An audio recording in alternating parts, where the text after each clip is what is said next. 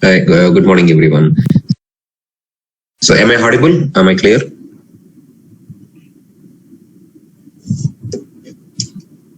Yeah.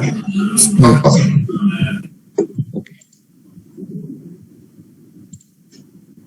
So, I think in our previous class we talked about absence plan.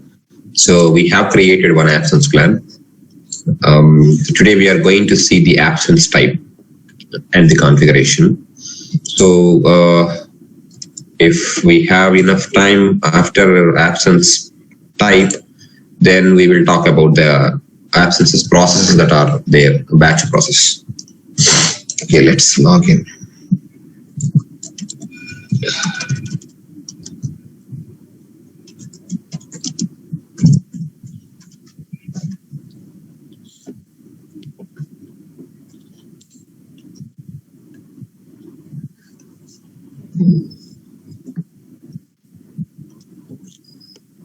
Okay, Win, for absence type, navigation would be you can go to setup and maintenance, and then from there you can configure.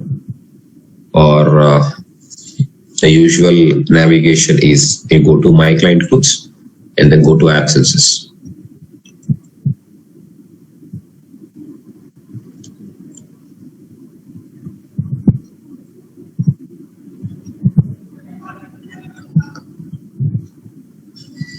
Today it's a little bit slow, the application looks like. Okay, my client group.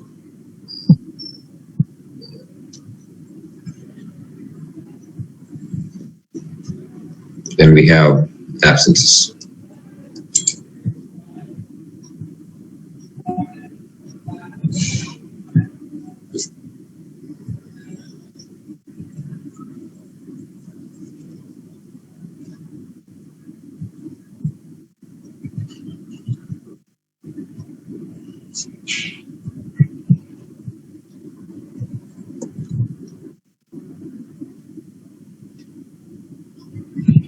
So, I mean, today I think application is little slow. Just bear with me.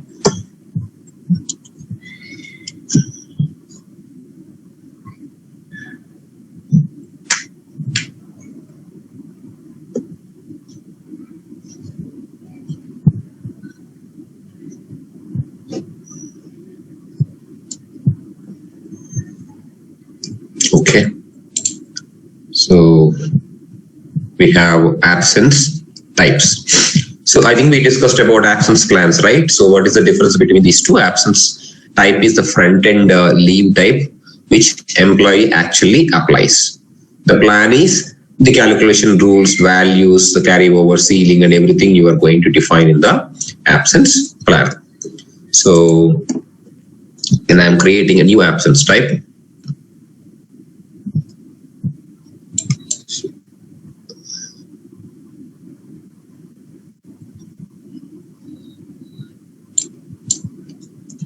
On 1951, usually we will create from that date, legislation US. Now pattern, we have three different patterns here. These are seeded ones, and you cannot extend this list.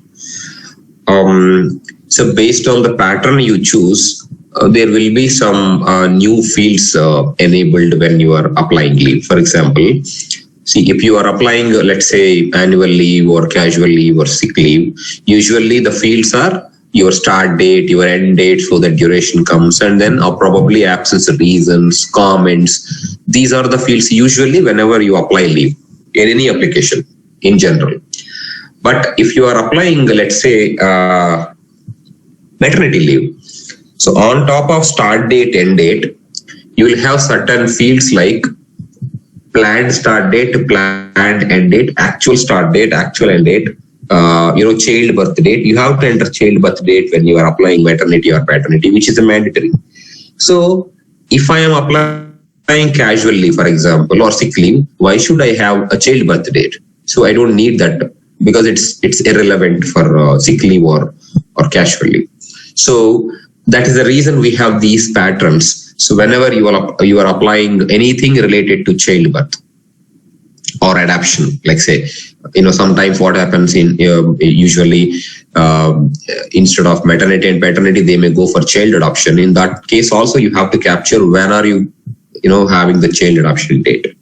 So such absence types you have, for that absence type has to be created under childbirth and or placement. So when I create the absence type under that, there will be new fields like when the absence childbirth date or adoption date kind of fields will be enabled. Usually, if normal case, you go with generic absence. Illness or injuries, again, if you wanted to create your sick leave or let's say parent leave kind of leaves, you can create under illness and injury. So depending on the requirement, you choose the patterns. So most other than maternity, paternity, we will not, adoption, we will not go with the childbirth. Mostly our absence types are generic absence.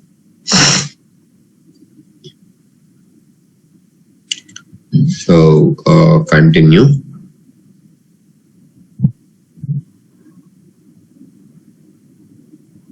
Today it's a little slow. Okay, fine.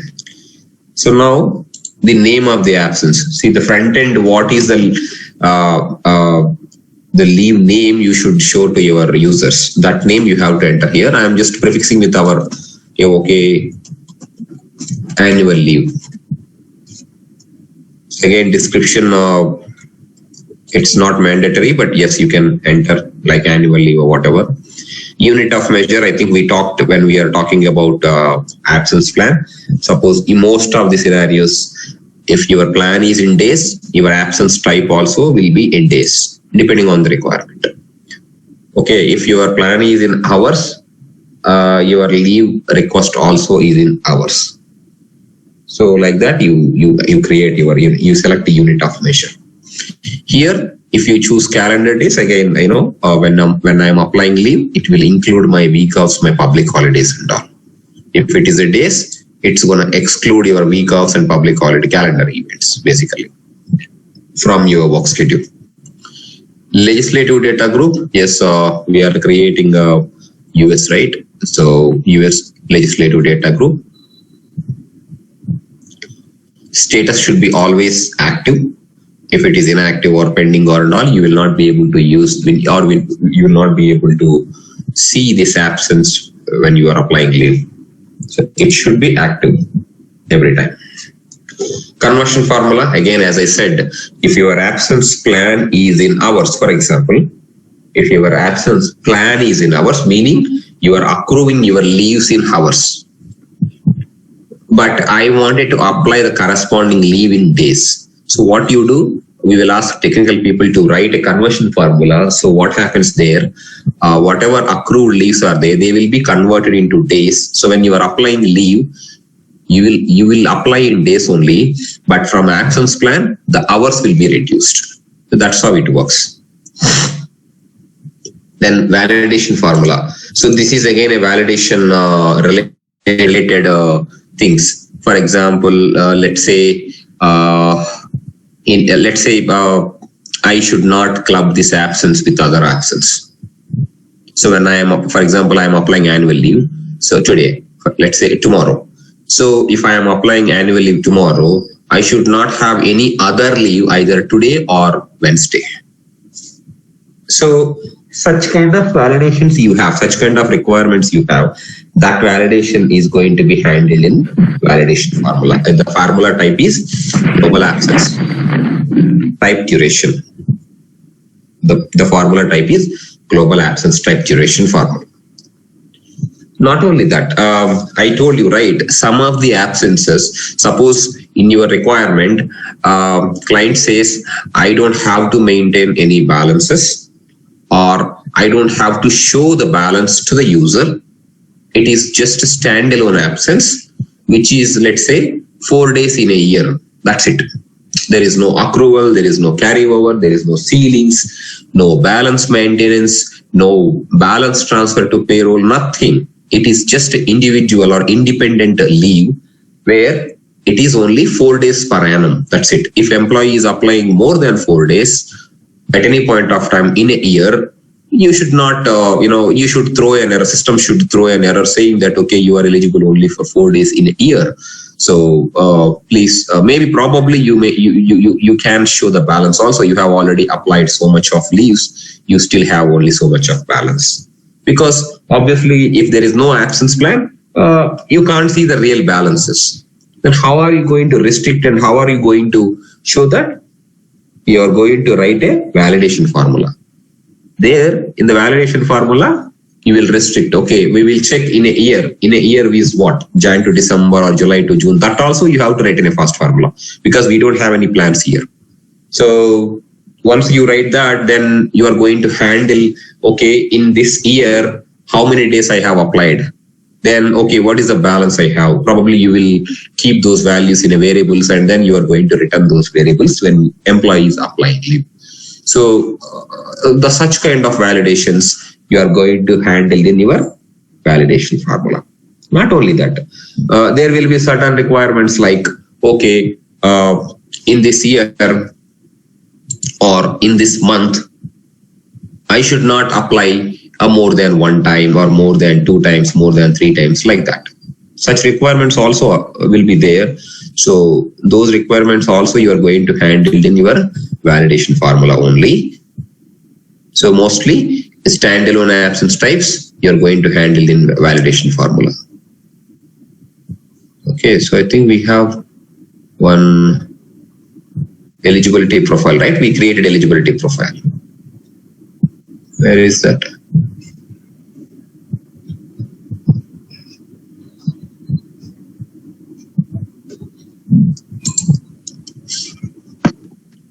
We created it with name AOK. Yeah.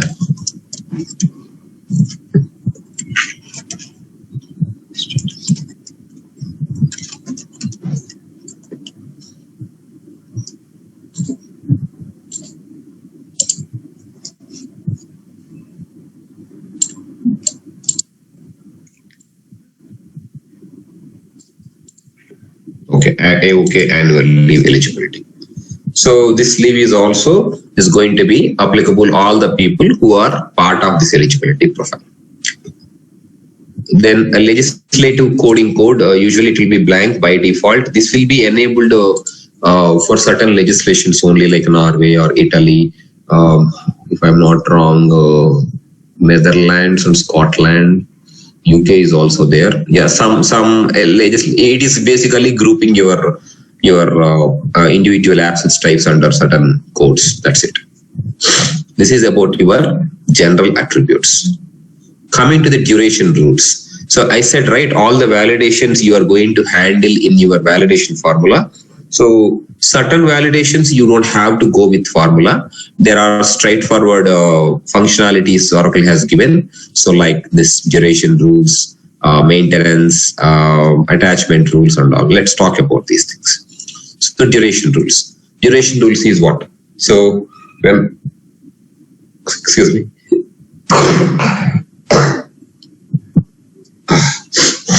So duration rules is what? If I am applying this leave, minimum how many days I have to apply or maximum how many days I am allowed to apply. If your requirement is such rules, you're going to define those rules under this minimum duration alert, maximum duration alert. So let's say minimum duration alert, you see again here there is an error warning. None is there is no validation. You can apply whatever number of leaves you have based on your balance availability. If I say error, for example, error means whatever duration I am going to define. So if you are trying to apply more than the less than the duration, because it's a minimum duration alert, less than the duration, system will not allow you to apply that leave. Minimum, for example, if I keep it error and say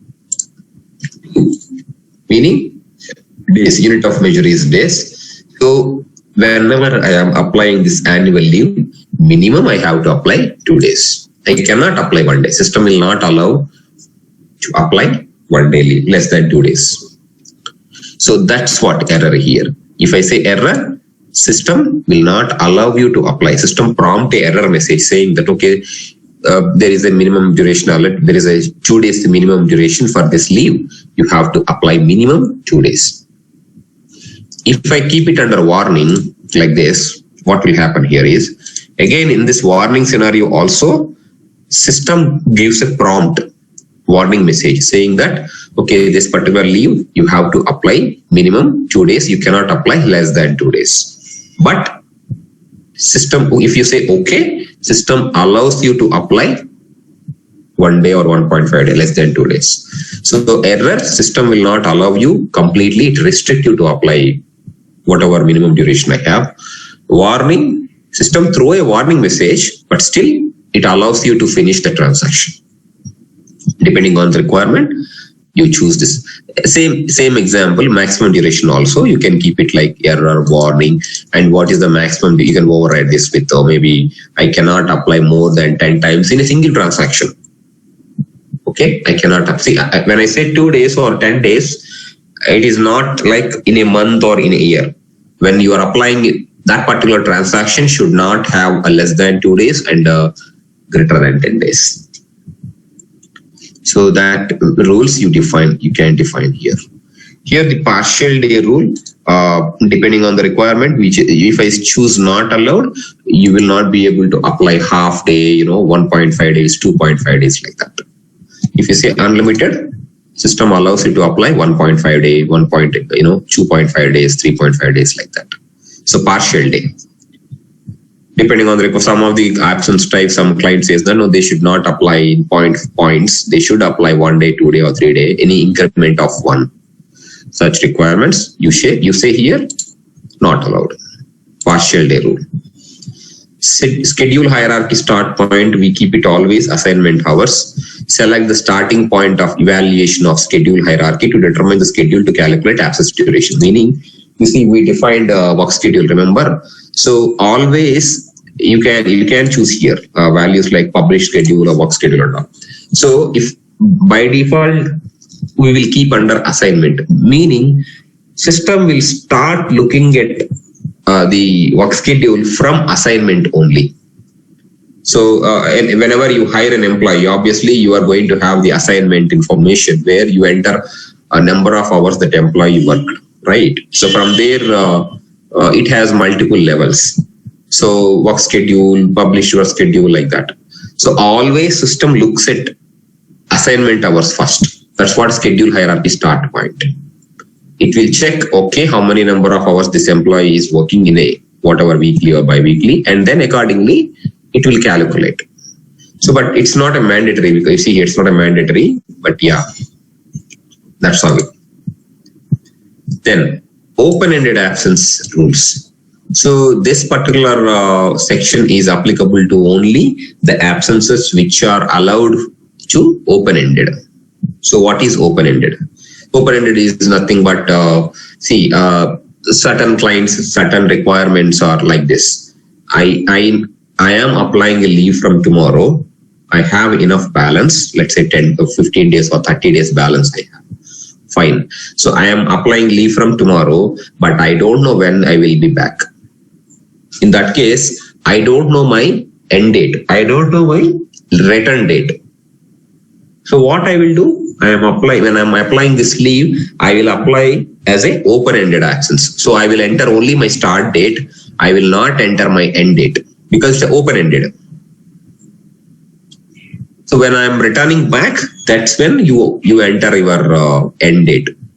If you are having such requirements, then only you will use this open-ended absence rules. In that case, you have rules: evaluation, extension period, meaning I am applying leave today, but I am not entering my end date.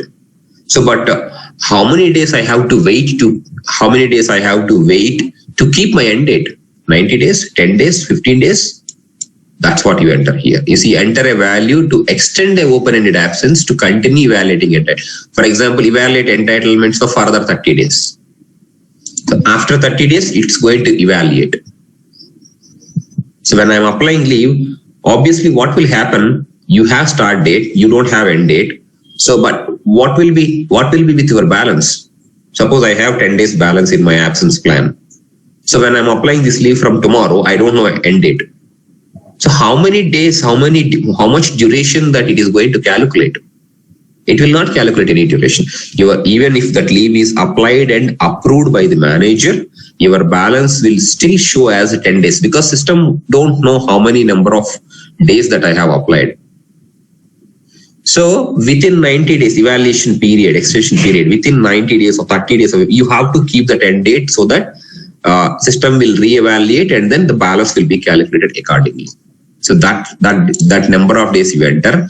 Again, evaluation period at absence entry, by default, we will keep it 1 year because within a year, all that open-ended things should be in this year only. It should not go to next year. Because I apply leave from tomorrow and I didn't keep my open-ended. It is open-ended, but I did not enter end date. Maybe next year when I come back, I will keep it there. What will happen? So it will not allow. You have to apply within that year only. Such requirements you keep. Usually we will keep this one. This is a multiple assignment rules concept. So again, as I said, all these sections are not mandatory. If you have requirement, then only you are going to fill this. Otherwise, you can skip this. If you don't have any duration rules, you can just skip it. You don't have open because my absence is always closed-ended. I have entry, I have start date, I have end date, I have duration. In such case, I don't enter anything here. Similarly, multiple assignment rules.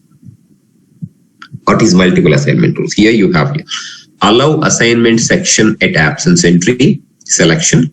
Allow only one assignment per absence. So if you have multi-assignment concept in your requirement, in your implementation, multi-assignment is like at one point, I can have two different assignments. My primary assignment is I am working as a HR manager, or maybe let's say HR officer, senior HR officer, let's say.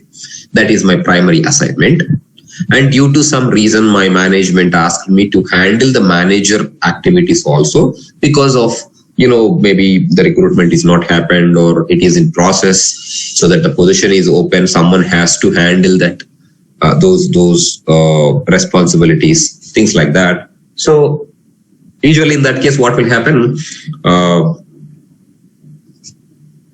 primary assignment remains same. I am a senior HR officer, but I will have a secondary assignment, which is HR manager. I am handling HR manager activities for certain time.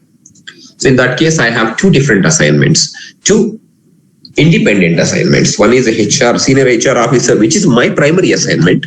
That is what I have been hired. And also for some period of, let's say, temporary base, I am working as a HR manager, which is a secondary assignment. So when I am applying leave, for which assignment I am applying? Both the assignments or only one assignment or what?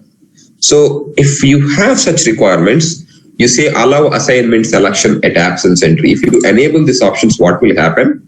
When you are applying leave, system allows you to select the assignment, which assignment you are applying, both assignments or one assignment or secondary assignment.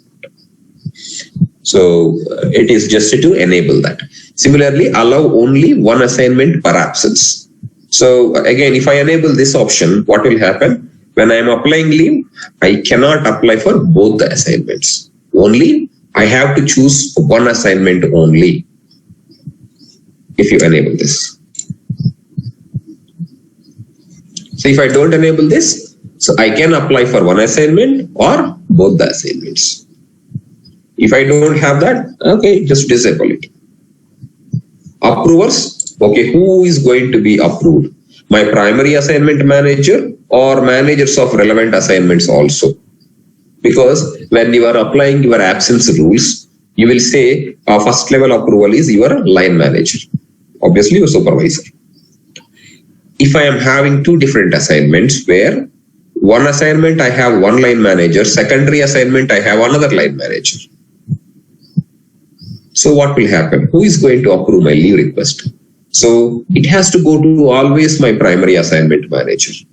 That is the default approves. So again, otherwise, no, I should have relevant assignment managers. Then you go with secondary option. So depending on the multi-assignment requirement is there, then you are going to choose this one. Otherwise, you can ignore that one.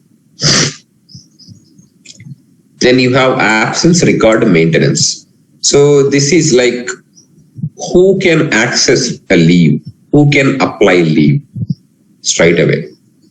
Suppose, okay, I have absence plan. I have been enrolled into the absence plan as an employee. Am I allowed to apply this leave? Obviously, employee is going to apply leave.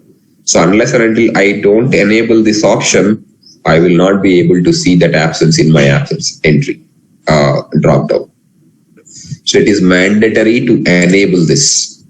If you wanted to allow employee to apply leave, there will be certain requirements where certain absences, certain leaves, certain absence types are allowed to apply by only administrator. That's it.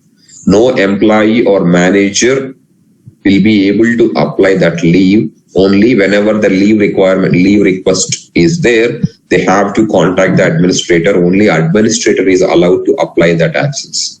Such requirement is there. Yes, don't enable these two.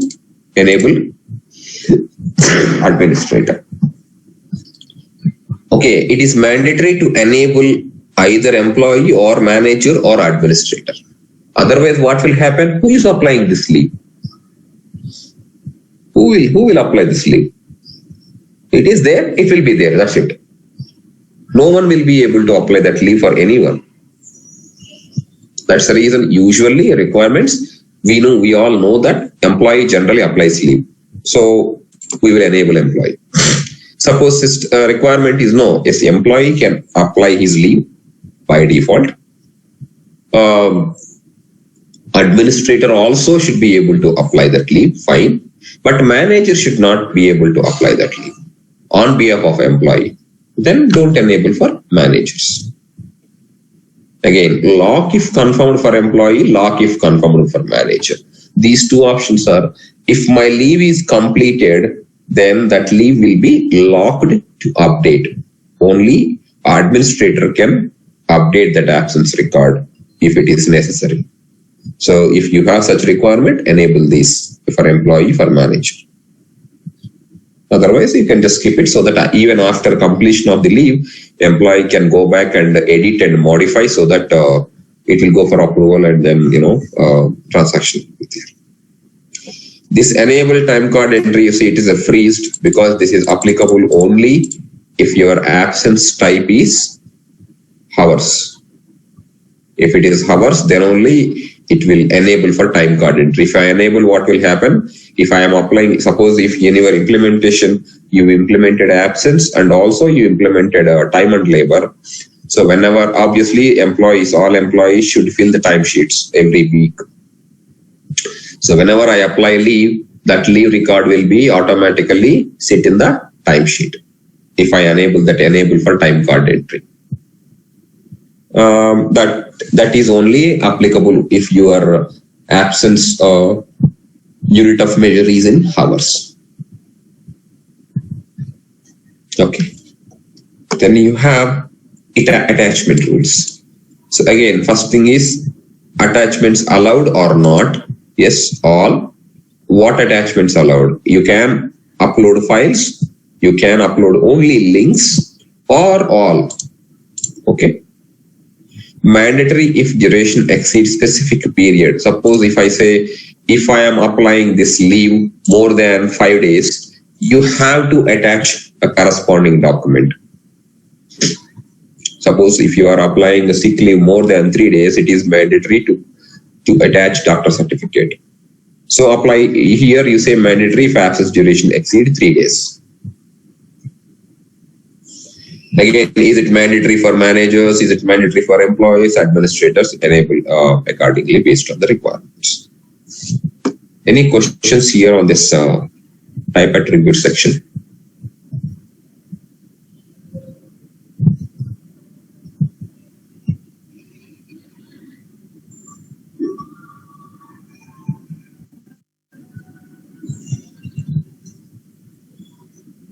Anyone? Hello? Hello? Am I audible? Yes, Srini, you are audible. Yeah, you are audible.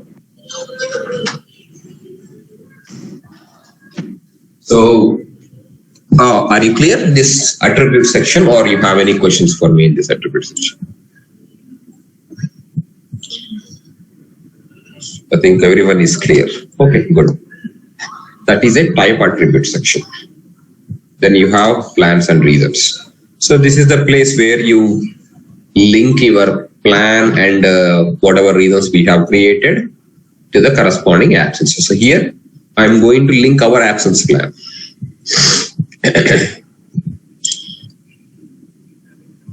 So AOK annual leave plan I'm going to associate. There it is. So that whenever I am applying this leave, the balance will be taken from this plan.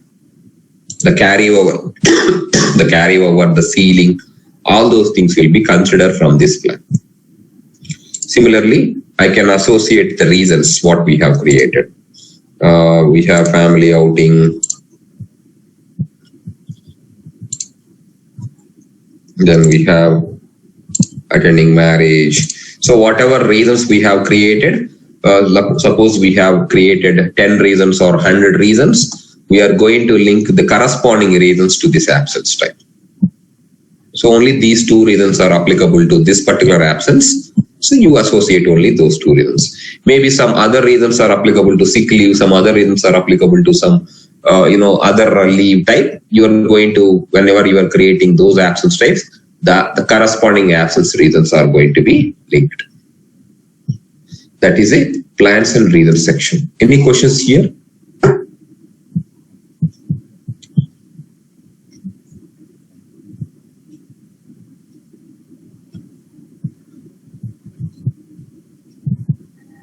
No? Yes?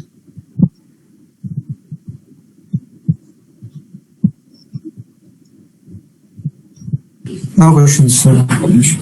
Okay, fine. Great, thanks. So we have a display features. Again, this is an important section for this absence type. You have a lot of, again, rules defining under. Basically, display. When I am applying my leave, what would be my display features? That's what you are going to choose here. It is just a selection. That's it. You see, this is when employee is applying leave, what should happen? When manager is applying leave on behalf of employee, what should happen? When administrator is applying leave on behalf of employee, what should happen? So that's what you are. That's why you have employee, manager, administrator for the whole display feature section. So we'll go one by one. First, usage. So we have three different fields: the reason, attachment, comment. So basically, these are the fields. So when employee, or let's say when a leave request is submitting, the reason field, the attachment section, comment section, what do you want? You see, reason section, reason field, you want it to display or don't display, or display and edit, entry required. Entry required is nothing but that field is mandatory. So if you choose entry required, whenever you are applying leave, you have to choose absence reason. Otherwise, system will not allow you to continue to submit the leave request. Similarly, attachment section. You want it to enable attachments or don't enable. Suppose I don't want to enable attachment section, you say don't enable, or I want it to enable section, you enable it. Whom you want it to enable? You want it enabled for employee, you want it enabled for administrator, or whom you choose accordingly. Similarly, comment section. Is it a mandatory, or you don't want to display, or display and edit means it's a optional. You can enter or you can skip it. Depending on the requirement, you choose these fields. Then we have approval processing rules. So here three things important: approval processing, approval reset on update, and then you have here this approval processing. This is nothing but whether it is just enable or don't enable or not enable. Basically, I created an absence plan, I created an absence type, we have eligibility profile, we maybe technical people, they will create absence rules, BPM work list, everything is configured. So when I am applying leave, that leave should go to my manager approval as per the absence approval rules. They have created already that approval rule. But unless and until you enable that option here, even though you create all the configuration and you create that approval rules, system will not go for approval. You have to enable the approval processing here enabled for employee or for manager or for administrator, whomever the requirement says. If you say not enabled, though the rules and everything are created, leave will not go for approval. That is one thing. Approval reset on update is nothing but, yes, again, this is the name suggests approval reset on update. So I applied leave, it is under waiting for approval. During that period, again, I updated that absence. I am updating that absence. So in that case, the approval will again reset. It will start from beginning again. So you want that option, you enable this one. Or no, it's fine. You can just keep it not enabled. This is a payload attribute. Basically, this is the technical this thing. So what will happen here? They will create, the technical people, they will create these values, EMP, MGR and all. So for employee self-service, if I select EMP, they will use this EMP code in your approval rules. If it is EMP, it has to go to X person. If it is MGR or manager, it goes to the corresponding, they will use this field, the payload attribute field, to specify your absence conditions in your BPM work list. So it is mostly the technical one, but once they create it, they are going to provide that information for us. So when you are configuring this absence, you have to choose the correct value. So you have to sync with the technical resource. So concurrency is something like when I applied this leave. For example, this leave I applied for a week, let's say from today to Friday. Again, the same duration. By default, any system, the default functionality is once you applied a leave in a specific duration, during that duration, system will not allow to apply another absence because you already on leave for that period. So why should I apply another leave during the same period? So by default, the standard functionality of the system is for that specific duration, you will not be able to apply second leave. But some requirement says that yes, I am in the leave, but still I should apply another leave during the same period.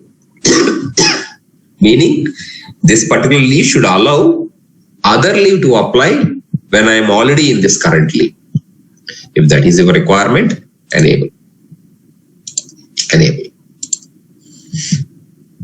Okay.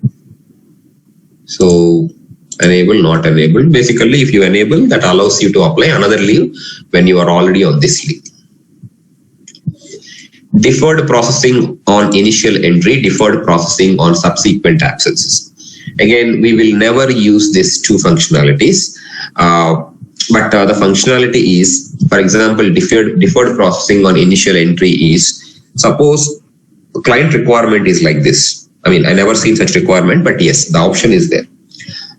You will apply leave for tomorrow, or tomorrow or any maybe next month or 1 week after, 10 days after, I apply leave and leave is approved. So let's say my balance is 14 days. I applied 4 days. So what would be my balance? 10 days, right? So whenever, as soon as you applied 4 days, your balance will be reduced to 10 days. Usually the standard functionality. But if you enable this deferred processing on initial entry, what will happen here is, even though I applied leave, my balance will not be reduced. My balance will be still 14 days. So you are deferring. Actually, you are deferring the absence process for certain period. Like after some time, you wanted to again consider all these absences. Then there is a process called evaluate absences. You have to run the process. So what will happen? Whatever absences are not processed, unprocessed absences will be processed. So you are actually deferring the process and then you are manually running the process. But usually when you are apply leave, system by default that process will run, and we don't know, that will be taken care in the background. And the balance will be reduced accordingly. So we will think that, okay, apply leave, balance reduced. That's what happening front end. But back end, what will happen? That evaluate absences will be triggered and the balance will be reduced from your current balance, whatever duration that you have applied. If you enable this option, that backend is going to hold unless and until you go and run manually. Anyway, that process we are going to talk. Similarly, subsequent absences also you want it, not only initial entry. Further, if you apply more leaves, those leaves also should be deferred, then you enable this also. That's the reason I told you, right? These two usually we never enabled. Then you have projected balances. Again, enable for employee, manager, administrator, insufficient balance enforcement. So you have to enable this option so that, system always looks at the projected balances. System thinks that you're going to work for 10 years. That is the standard way of configuration. I mean, we don't configure, that is how system is configured. System is thinking, or system is projecting the balance up to next 10 years. So even if you don't have balance, even if you don't have a balance, when you are applying the corresponding leave, system will allow you to apply. System will not stop you to apply because there are some projected balances. Maybe next month you are going to accrue another 2 days, right? So those leaves will be adjusted.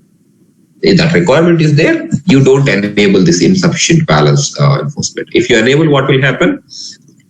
If you have balance, then only you will be able to apply. If you don't have balance, you will not be able to apply. Straightforward. That is the projected balances. Then you have some dates and durations. So here, you see here, planned absence end date, usually we don't display. Excuse me. Planned absence end date is, remember, certain absences we will have not actual absence end date. I am planning to end date, I am planning to return from the leave on that day. So usually this will be your maternity, your paternity kind of leaves. So in that case, we enable, if you want that field to be enabled. Okay. Otherwise, you don't display. Absence start date, yes, you cannot edit that because absence start date must be there, whatever leave you apply, right? Otherwise, how can you apply leave without absence start date? So that's the reason that field is mandatory and you cannot modify. You cannot say that, okay, this particular field should be do not display or display and edit, thing like that, optional.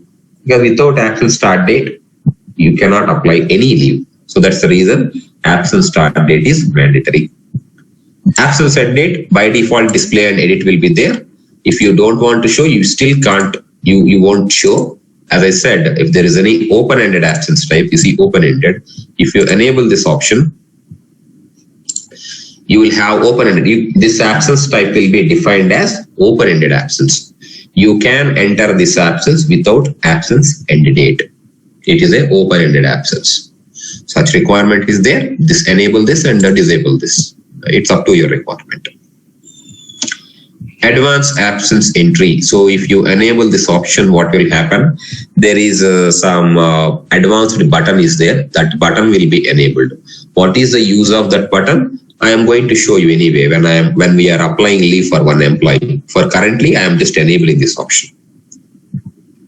So scheduled non-working days, meaning by default, if you define your leaves under days or calendar days, obviously it is going to exclude accordingly, right? So schedule non-working days. So when I am applying leave and there is a public holiday which is going to exclude, but I wanted to include that, you can include that. Enable means it will include the non-working days also. Absence start date validation. Usually these validations occurrence limit rule, this absence start date validation, these things we will write in the validation formula because these things are not sufficient here. What functionalities? Start date validation. Absence start date must not a Monday, right? Saturday and Sunday is week off, so I should not start my absence from Monday. The start date validation. Or I cannot apply leave on Friday. If tomorrow is a public holiday or week off, I should not apply start date. So such kind of requirement is there. This is not sufficient to, you have to enable this anyway. Then that validation usually we will give the requirements to the technical. They are going to write a fast formula. Whatever, the type attributes, remember we talked about validation formula. So in that formula, you are going to write this start date validation. Similarly, occurrence limit rule. Occurrence limit rule is something like, okay, I have a balance. I am applying this leave, but in a specific period, the period can be month, or the period can be week, or the period can be payroll period, the period can be 2 months, 3 months, depending on the requirement. In a specific period, I should apply this leave only certain number of times, maybe 1 time, 2 times, 3 times. If you have such requirements, you define that occurrence limit rule accordingly. Again, that we will write in the formula. Yes, you can say here, you can just click on this pencil. Okay, sometimes, this will not work. So usually this is a bug there right from beginning, Oracle. So what generally we will do is we will just do something like this. We go to display feature again.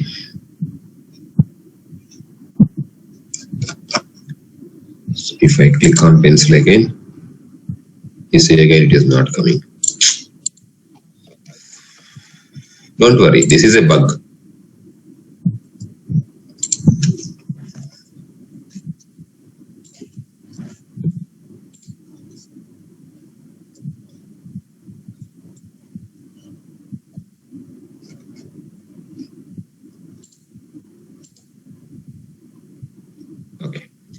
So here occurrence limit rule, you see occurrence limit rule 1 time, 2 times. So whenever you are applying leave, this is not number of days you are applying. This is number of times you apply in a specific duration. Current calendar year or current calendar month, I should apply only 1 time or 2 times this leave. So if I define like this, what does this mean? This means this particular leave can be applied only 1 time in a month. That 1 time I can apply 2 days or 3 days depending on the balance that I have. But number of times you apply is what the occurrence limit rule here. Sorry. So that is about occurrence limit rule. Then you have some supplemental access details. These are the fields. Usually I never enable these fields because I don't have any requirement for these fields. If you have application, if you have requirements, you enable. Otherwise, we will generally not enable these fields anytime. Once done it, action items. So if you have certifications, remember we talked about certifications. I said it is not working as expected as of now. So yeah, feature, if the certification is there, you add the certificate here. Save and close. Okay. This is the absence type that we have created. Okay. Absence type. Any questions in the absence type?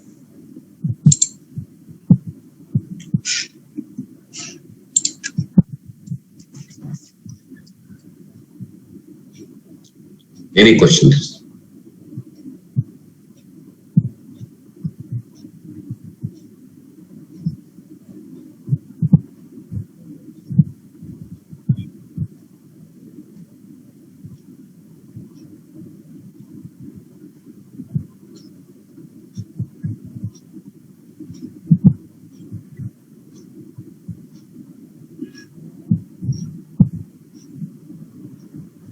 No? Yes? Are you clear, everyone? Yes, Freddy. Okay, great.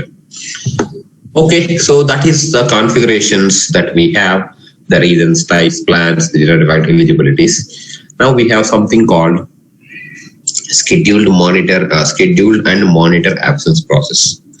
We have 7 different batch processes that are available in the absence management. This will be your interview question usually. What are the batch processes available in the absence management? So that is a usually standard question, you will get it. So we have these 7.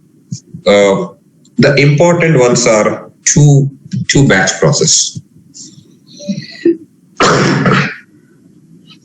Instead of important, I can say mandatory. One is the update accrual plan enrollments. So what this process does? This process will take care about your accrual plan enrollments. Remember, we create absence plan, accrual plan. So we have created an accrual plan with the corresponding eligibility profile, attached that eligibility profile to that absence plan, right? So who is going to enroll? As per eligibility, the people will be enrolled. Let's say, how the system know that this person should be enrolled into that plan? So this process will take care about enrollments. What will happen here? This process should be scheduled every day. This process should be run every day. So whenever this process runs, it will check if there is any employee who is eligible for any plan.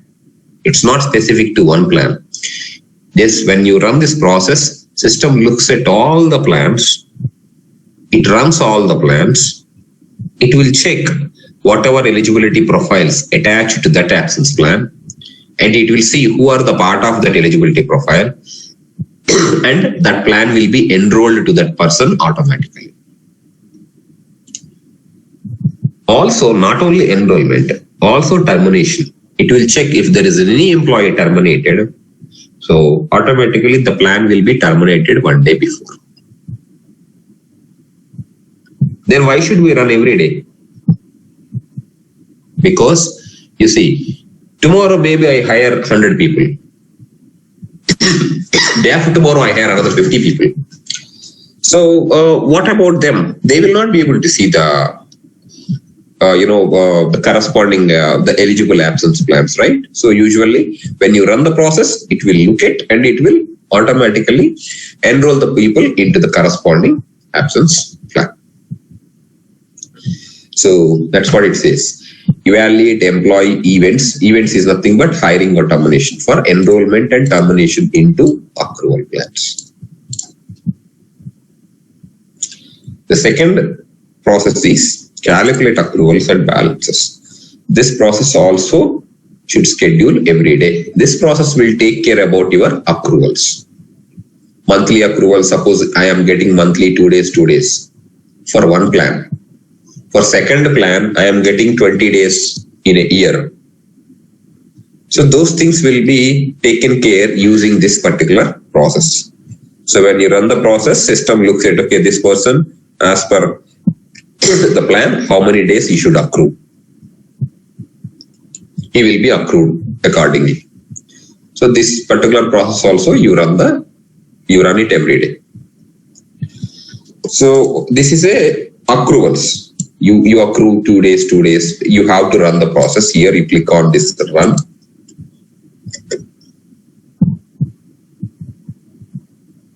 You select the corresponding parameters. Maybe I wanted to run this for a whole group. You can select based on business unit, legal employer, LDG, payroll, or plan wise. If you want, you can select it. Then you can just run it, submit it, and it will run. Similarly, same it applies the same for update accrual plan enrollments also. The third one is withdraw accruals and balances. Again, this is opposite to your calculate accrual. So calculate accruals and balances will accrue your leaves when you run this withdraw accruals, for that period, it will cancel the accruals. Usually we will not run it, we will not schedule it.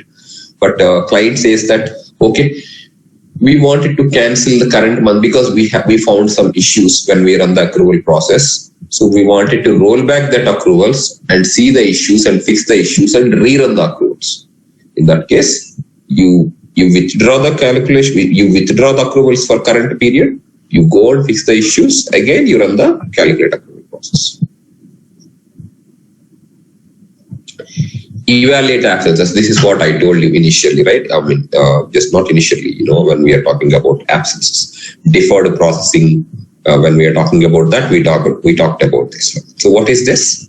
This will take care. This will look at if there are any unprocessed absences, those absences will be processed. That's it. So certification, I told you, we will not look into that anyway. This migrate, this process is only when you are migrating your data from one version to another version. Suppose we have currently a release, for example, 13, tomorrow release 14 comes. So when you in release 14, you don't have to configure everything. Automatically when you run the process, it will transfer the data like absence types, categories, plans, even employee absence records, everything from earlier version of absence. Then this is a report, generate a daily breakdown access details. So this is again, it's not mandatory to run this process, but yeah, if your client wanted to see the daily breakdown leaves, if people applied a leave under day wise, then they can run this report. That's it. It is not much. So these are the absence processes that are available in absence management. These are called batch processes. So I think we are done with the absence management configurations. Tomorrow what we will do, today that's enough because I can't take much. We will have only 1 hour today. Tomorrow what we will see is, we will hire one employee as per our eligibility profile, and we will see how to enroll employees into the plan and how the accruals are happening for that employee. And when I am applying leave, how the balance is reducing, how the rules are triggering, like, minimum, we enable certain rules like minimum duration alert, things like that. So how they are going to trigger all those things we will see in tomorrow. So any questions? That's it from my side for today. Yeah, Srinivas, just one question. For few leave types, we want to show only to HR, not to employee. Right. Where we can restrict that? Where? We can restrict that. That one we seen, right? In absence type, we talked about enable for employee, enable for manager, enable for administrator. Yeah. Only we will enable for administrator in that case. Okay. So if we select that administrator means it show only to HR, right? Yes. You see here, absence record maintenance. You enable for employee updates, you disable it. Okay. Only you enable this administrative update. So that leave will be enabled, visible to only administrator to apply. Administrator is nothing but your HR. Okay. It will not enable for employee or manager to apply. Okay.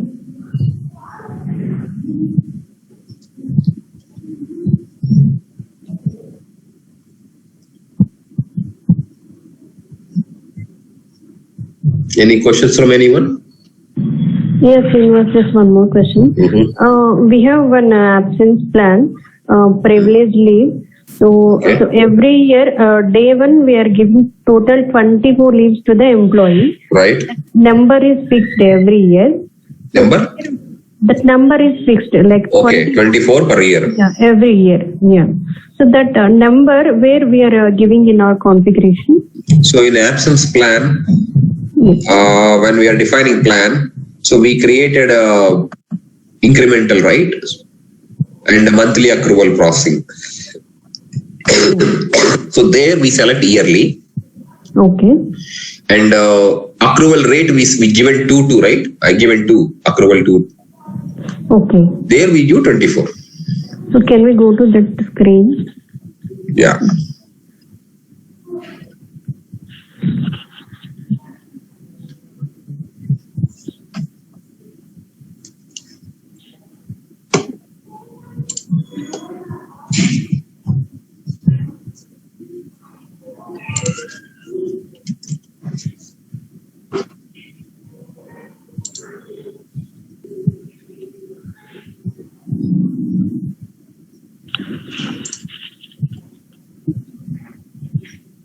So here instead of monthly, we will say yearly. Okay. And then here we will keep it 24. Accrual rate. We will not enter anything here. This one we will say 24. Accrual rate 24 per annum. So it means every year it will accrue 24 leave. It's not accrue. It's just straight away. It's not incremental. We will say front load here. Okay. Here front load yearly 24. Okay. Got it.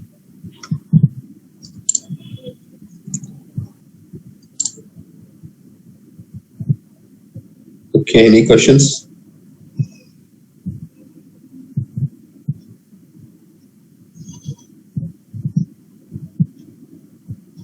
And one more thing, Srinivas. Holiday list where employee can see. Their time and so they will not be able to see that calendar directly. What they can do as an employee, see, employee self-service is there, which is a me. Me is nothing but myself. Employee, me. Under me, you go to your time and absences. Okay.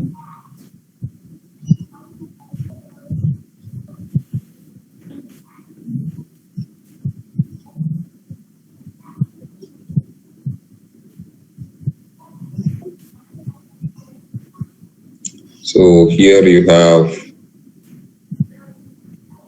this one, calendar.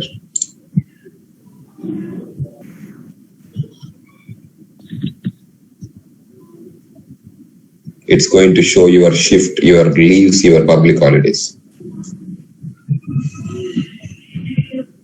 Like this. So if you go to monthly view, so basically here it shows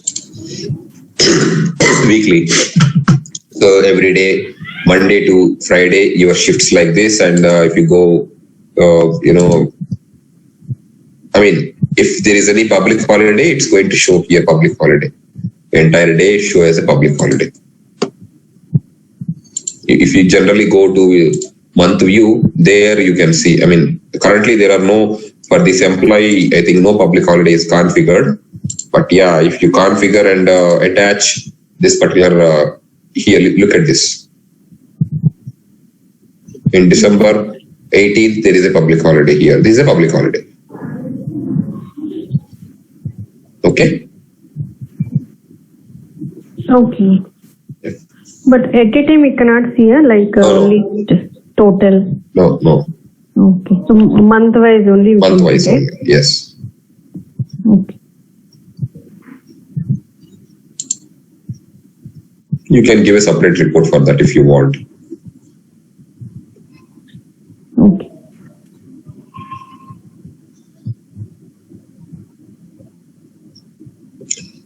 Okay? Okay, thanks. Okay, guys. I'll see you tomorrow. We will see the transactions tomorrow. Today, that's it from myself. Thank you. Thanks, Srinivas.